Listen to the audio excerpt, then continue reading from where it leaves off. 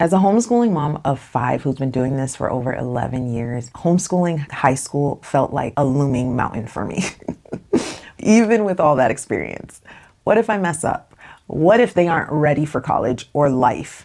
What if I don't cover everything they need? If you felt those fears too, you're not alone. I want to walk you through some of the biggest concerns that I've had about homeschooling high school next year, and more importantly, the resources and tools that have helped me breathe a little bit easier. Because the truth is, we can do this, not perfectly, but faithfully. So first, I want to break down 3 of my biggest fears. My first one was, what if I don't cover all the credits they need?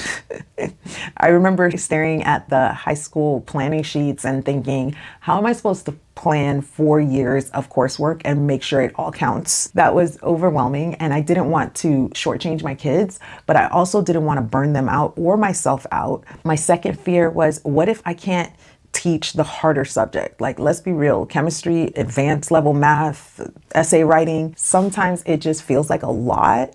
And like, who gave me this job?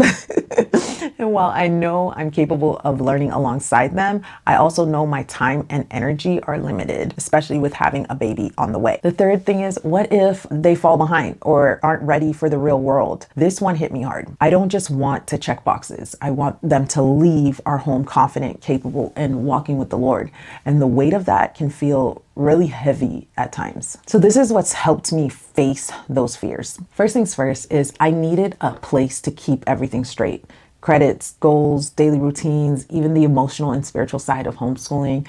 I use my home management and homeschool planner to do that. And it's helped me break down the big picture goals into manageable steps. And it reminds me to assess and adjust instead of pushing through burnout. And that clarity has been such a gift. Number 2 is godly community. I don't do this alone. One of the biggest helps is community. Being a part of Made to Homeschool has connected me with other moms who get it. I can hop in a chat, ask a question, or just feel seen and understood.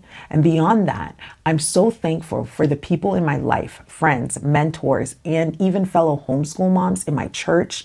Just having people I can talk to when the doubt creeps in has made such a difference. We weren't meant to do anything in isolation, but especially homeschooling kiddos. The next thing is I've also let go of the pressure to do everything myself. For example, my older kids are using self-paced Apologia for Science. They're doing Redefining School with Mindy, which is literature and writing for high school, plus a ton of other outsourcing different things that I'll go through in his curriculum pick video. But it's not a cop-out to outsource.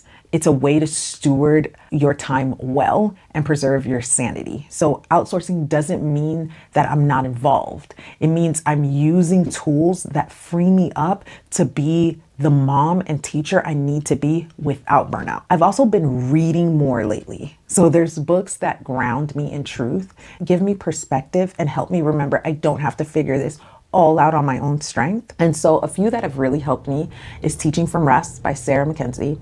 This one always brings me back to center, and it's such a gentle yet powerful reminder that faithfulness matters more than perfection, and God isn't asking me to do everything. He's asking me to trust Him with what He's called me to do. M is for Mama by Abby Halberstadt. Whew. That book is bold, countercultural encouragement to stand firm in motherhood and not settle for survival mode. And it reminds me that I'm not parenting for comfort, I'm parenting for kingdom impact.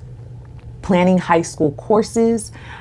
This book helped me take a deep breath and actually see the high school years from a place of peace. It breaks down credits, transcripts, and planning in a way that doesn't feel scary. It actually feels very doable.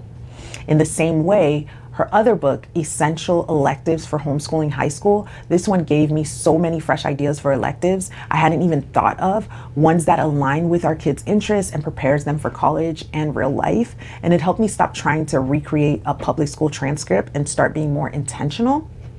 How to Homeschool 9th and 10th grade.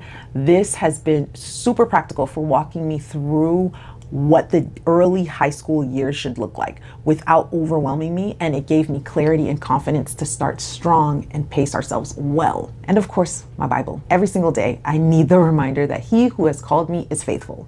The word renews my mind when I'm weary and strengthens my heart when I feel overwhelmed. It's the first book I run to when doubt starts to whisper. which is more often than I would like to admit.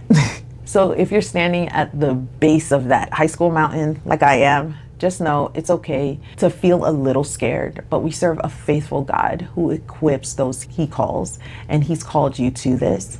If you want to see the tools that are keeping me grounded, check out the description. I've linked to every curriculum I mentioned, and I even have a couple of discount codes for a few of them. And if you haven't grabbed it yet, take a look at my home management and homeschool planner. It was created out of this very season of needing clarity, peace, and a system that actually works for homeschool moms like us. Let me know in the comments what's your biggest fear about teaching high school and what's helping you face it. You're not alone. You've got this. And more importantly, the Lord's got you. Check out this next video. It's a good one.